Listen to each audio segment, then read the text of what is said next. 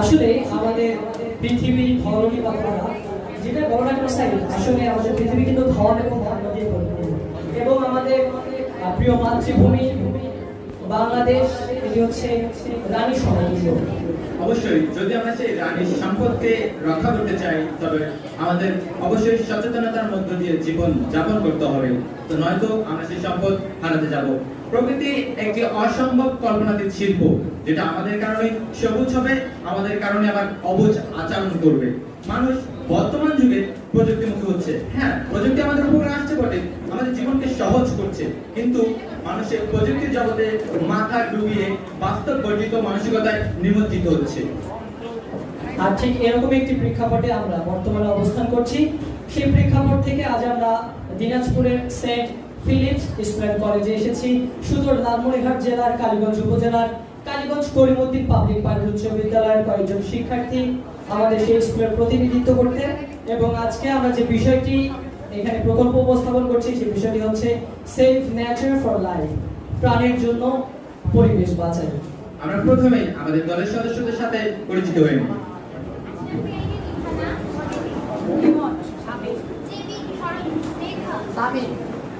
আমি নিয়াজ এবং আমি আবু সাইদ। আসসালামু আলাইকুম। আজকে আমরা পরিবেশ সম্পর্কে বলছি। আসসালামু আলাইকুম। Today we are going to speak about environment. জীবন শুরু হওয়ার পর ব্যক্তির উপর বাইরে যা কিছু সক্রিয় হয় তাই হলো পরিবেশ। Environment is everything that acts upon the individual after life begins. বর্তমান বৈশ্বিক প্রেক্ষাপটে ভয়াবহ দাবানলে পুড়ছে ইউরোপ, আফ্রিকার বিভিন্ন এলাকা। Currently, various areas of Europe and Africa are burning in the global context. সাম্প্রতিক দিনগুলিতে ইউরোপ, স্পেন, পর্তুগালের তাপমাত্রা অন্যান্য দেশের তুলনায় অনেক বেশি। In recent days, the temperature in Europe, Spain, Portugal is much higher than other countries. এমন প্রেক্ষাপটে বাংলাদেশের তাপমাত্রাও সর্বোচ্চ 43 ডিগ্রি সেলসিয়াসে পৌঁছেছে, যার অন্যতম প্রধান কারণ জলবায়ু পরিবর্তন। In such a context, the temperature of Bangladesh has also reached the highest 43 degrees Celsius. One of the reasons for which is climate change. এর ফলে পরিবেশের উপর বিরূপ প্রভাব পড়ছে। As a result, it is having an adverse effect on the environment.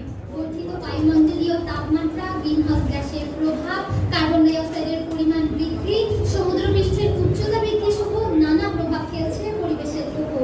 Increased atmospheric temperature, effect of greenhouse gases, increase in carbon dioxide, increase in sea level are various effects on the environment. প্রাকৃতিক বিপর্যয়ের হাত থেকে বিশ্বকে বাঁচানো এবং পরিবেশের ভারসাম্য রক্ষায় বনায়নের ভূমিকা গুরুত্বপূর্ণ। Trees plays an important role in saving wild from natural calamities and maintaining the balance of the environment. কিন্তু আমরা যদি নির্বিচারে গাছ কাটি, আমাদের দেশ একদিন বৃহৎ মরুভূমিতে পরিণত হবে। But if we destroy trees at random, one day the country will turn into a great desert.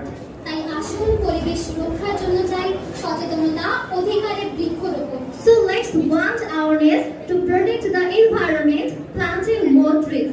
পরিশেষে বলা যায়, প্রাণের জন্য প্রকৃতি বাঁচাই। Finally, it can be said, save nature for life. Thanks.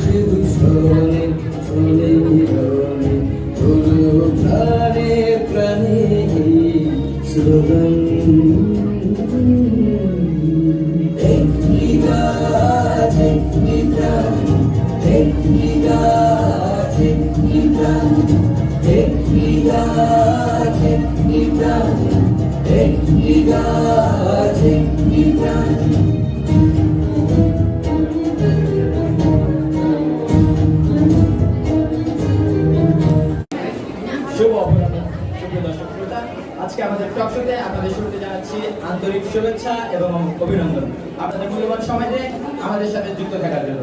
আজকে আমরা আমাদের টক শোর মাধ্যমে যে বিষয়টি আলোচনা করতে যাচ্ছি সেটি আমাদের জীবন যাপনে, জীবনের মান উন্নয়নে খুবই গুরুত্বপূর্ণ ভূমিকা রাখছে। আজকে আমাদের সাথে যুক্ত হয়েছেন বিশিষ্ট শিল্পপতি ইমন, এবং আমার সাথে যুক্ত আছেন বিশিষ্ট ব্যবসায়ী সামিন, এবং তাদের তথ্য সাপেক্ষে উপায় থেকে উত্তরণের জন্য আমাদের সাথে রেখেছি পরিবেশবিদ জনাব সরণীকে, এবং আমাদের সাথে আছেন একজন জনগণ বটে, এবং আমাদের সাথে আরেকজন পরিবেশ বিশ্লেষক অনলাইনে যুক্ত আছেন, তিনি হচ্ছেন জনাব নিয়াজুল ইসলাম। আশা করি আপনি শুনতে পাচ্ছেন। জি সাইড বলুন। আপনাকে অসংখ্য ধন্যবাদ আপনার মূল্যবান সময় দিয়ে আমাদের সাথে যুক্ত থাকার জন্য। আমরা প্রথমে চলে যাচ্ছি বিশিষ্ট শিল্পপতির কাছে। আসলে আপনি যে শিল্পগুলো স্থাপন করে যাচ্ছেন আমাদের দেশে, অর্থাৎ আমরা তো জানি আপনার শিল্প আমাদের জীবনের মান উন্নয়নে সিংহভাগ অবদান রাখছে। আসলে আপনার তাছাড়া কি মনে হয়, আপনার কি মনে হয় আসলে যে শিল্প আমাদের জীবন যাপনের জীবনের মান উন্নয়নে অবদান রাখে? ধন্যবাদ অনেক সুন্দর একটি প্রশ্ন করার জন্য। আমরা যদি জানি যে বর্তমান বাংলাদেশ উন্নয়নের রোল মডেল, এবং আমি মনে করি বাংলাদেশের উন্নয়নের পিছনে শিল্প কারখানার অবদান অপরিসীম, এবং আমার বিভিন্ন জায়গায় প্রায় সর্বাধিক শিল্প কারখানা রয়েছে, এবং সেখানে প্রায় 10,000-এর অধিক শ্রমিক কাজ করে জীবিকা নির্বাহ করছে। সেক্ষেত্রে তো বলা যায় যে এটি বাংলাদেশের উন্নয়নে অনেক গুরুত্বপূর্ণ ভূমিকা পালন করে। আপনাকে অসংখ্য ধন্যবাদ। আমি আপনাকে আরেকটি প্রশ্ন করতে চাই। আপনি অবশ্যই আপনার শিল্প কারখানায় ক্ষতিকর কিছু পদার্থ, দাহ্য পদার্থ, বিষাক্ত পদার্থ থেকে বিভিন্ন বর্জ্য পদার্থ ব্যবহার করে থাকেন। এগুলো আপনি কিভাবে পয় নিষ্কাশন করছেন? এগুলো কি আমাদের পরিবেশের জন্য কখনো ক্ষতির কারণ হয়ে দাঁড়াবে? না, আমি মনে করি এগুলো আমাদের পরিবেশের জন্য কখনো ক্ষতিকর হবে না, কারণ আমি তো পরিবেশ অধিদপ্তর থেকে লাইসেন্স প্রাপ্ত। আমার যে শিল্প কারখানাগুলো রয়েছে সবই কিন্তু পরিবেশ অধিদপ্তর থেকে লাইসেন্স প্রাপ্ত। আপনাকে অসংখ্য ধন্যবাদ। আমরা আশা করছি আপনি পরিবেশ অধিদপ্তর থেকে আরোপ করা শর্ত অনুযায়ী কাজ করে যাবেন, আমাদের সাথে থাকবেন। এরপর আমি চলে যাবো পরিবেশবিদের কাছে। আপনি এতক্ষণ থেকে অবশ্যই বিশিষ্ট শিল্পপতির কথা শুনছিলেন। তিনি বলেছেন যে তার শিল্প যা চালাচ্ছেন অবশ্যই আপনাদের অধিদপ্তর থেকে লাইসেন্স নিয়ে তারপর চালাচ্ছেন, কিন্তু তারপরও যদি আমি আপনাকে বলি বর্তমান আবহাওয়াকে কেন্দ্র করে পরিবেশের ক্ষেত্রে কোনো ভয়ানক কারণ হবে কি শিল্প কারখানাগুলো? ধন্যবাদ। প্রথমে ওনার লাইসেন্সের কথায় আসি। উনি যখন লাইসেন্সটি নিতে চেয়েছিলেন তখন তিনি সব নিয়ম মানার প্রতিশ্রুতি দিয়ে লাইসেন্সটি নিয়েছিলেন, এবং লাইসেন্সটি পাওয়ার পর তিনি হয়তো সব নিয়মগুলো মানছেন না, যার ফলে ক্ষতিগ্রস্ত হচ্ছে সমাজ এবং পরিবেশ। এই শিল্প কারখানাগুলোর কিছু অসাবধানতার কারণে মানুষের স্বাস্থ্যঝুঁকি বাড়ছে, এবং প্রাণীরা বিলুপ্ত হচ্ছে, এবং পরিবেশ দূষণ হচ্ছে। যেমন ওনার হয়তো পয় নিষ্কাশনের ব্যবস্থাটি ভালো নয়, বা তিনি যেখানে সেখানে ময়লা আবর্জনা ফেলছেন, ফলে মাটি দূষণ হচ্ছে, এবং ওনার শিল্প কারখানা থেকে নির্গত যে ধোঁয়া, বিষাক্ত গ্যাস, সেটি বায়ু দূষণ করছে।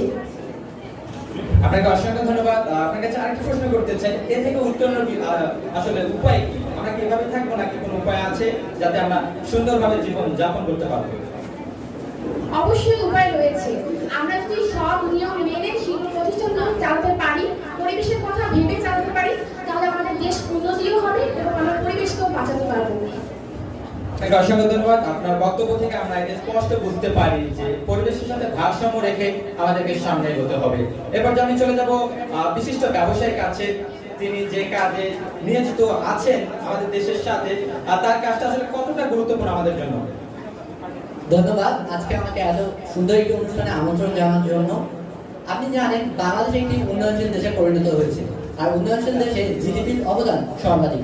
আপনি যদি লক্ষ্য করেন বনজ সম্পদের অবদান কিন্তু জিডিপিতে 10.15%, যা 2018-19 অর্থ বছরে হয়েছে। আমি যে শ্রমিকদের কাজ করাই সেই কার্ড কেটে আমি বিদেশে রপ্তানি করি, যার মাধ্যমে বৈদেশিক মুদ্রা অর্জিত হচ্ছে, যা আমাদের অর্থনীতিতে গুরুত্বপূর্ণ অবদান রাখছে। অপরদিকে আপনি যদি লক্ষ্য করেন বাংলাদেশ উন্নয়নশীল দেশে পরিণত হওয়ার একটি নিদর্শন হচ্ছে পদ্মা সেতু, আর পদ্মা সেতুতে ব্যবহার করা হয়েছে বালু, যা একটি অপরিহার্য উপাদান। আমি যদি নদী থেকে বালু উত্তোলন না করি তাহলে কিন্তু আপনার এই স্বপ্নের পদ্মা সেতু তৈরি হতো না। আপনাকে অসংখ্য ধন্যবাদ আপনার মতামতের জন্য। আমি এই পর্যায়ে চলে যেতে চাই পরিবেশবিদের কাছে। আপনি এতক্ষণ থেকে এনার আলোচনা শুনছিলেন, তিনি এখানে নদী থেকে বালু উত্তোলনের কথা বলেছেন এবং আসবাবপত্রের ক্ষেত্রে ব্যবহৃত কাঠের কথা বলেছেন। ইনি যেভাবে গাছ কেটে রপ্তানি করছেন, এটা কি নদী থেকে যেভাবে বালু উত্তোলন করছেন, এটা কি আমাদের জন্য কখনো ক্ষতির কারণ হয়ে দাঁড়াবে? পর্যাপ্ত বৃক্ষরোপণ বা বনায়ন না করে যদি আমরা প্রচুর গাছ নিধন করি তাহলে আমাদের জৈব বিন্যাসের ক্ষতি হবে। প্রচুর গাছ কাটার ফলে আমরা অক্সিজেন পাবো না এবং জাতিসংঘের তথ্য মতে গত 40 বছরে সবচেয়ে বেশি এশিয়া মহাদেশে বৃক্ষ নিধন করা হয়েছে, যেখানে 1777 সালে বাংলাদেশের বনজমির বিস্তার ছিল 17,000 বর্গ কিলোমিটার, সেখানে 2016 এসে দাঁড়িয়েছিল 6,746 বর্গ কিলোমিটার।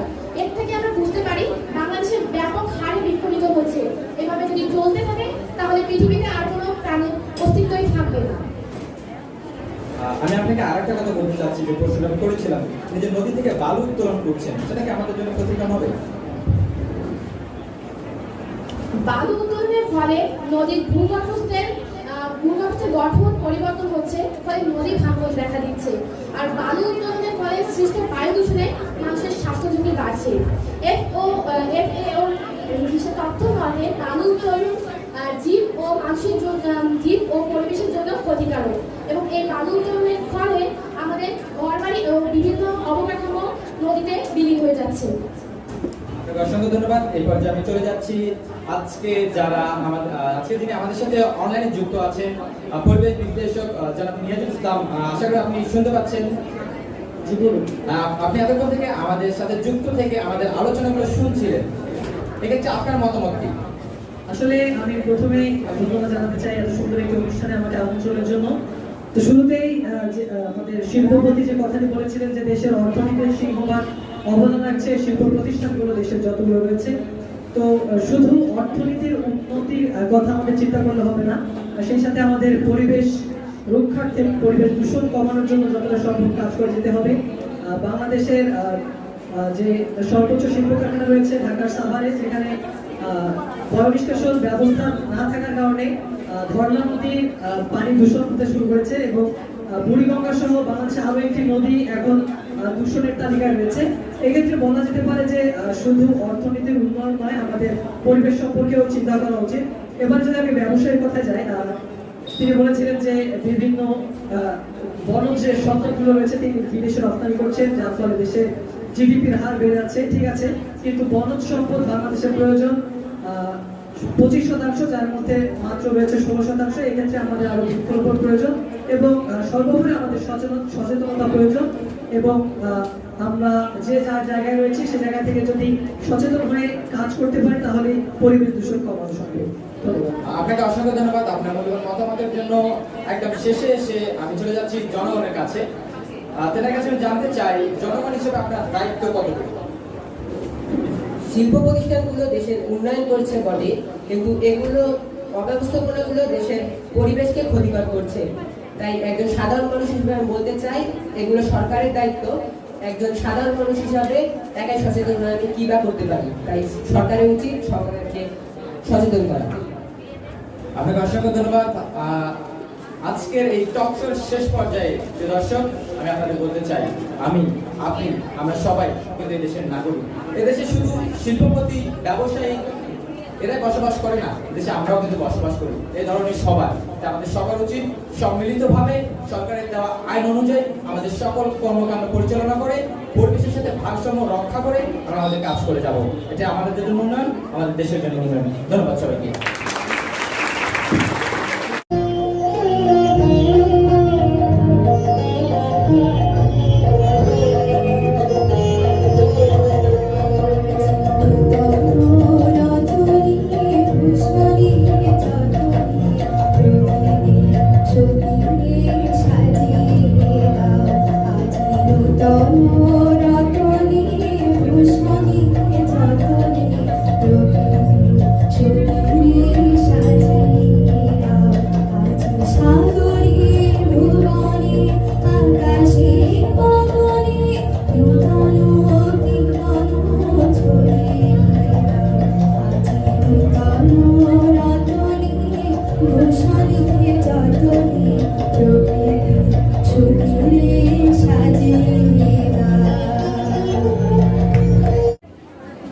পরিশেষে বলছি,